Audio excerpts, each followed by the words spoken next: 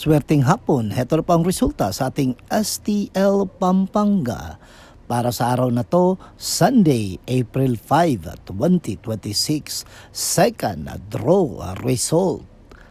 Ihanda nyo ng mga STL tickets nyo at eto na ang resulta ngayong hapon. At para naman po sa ating STL Pampanga, second draw result, ang resulta ngayong hapon ay ang kombinasyong ito.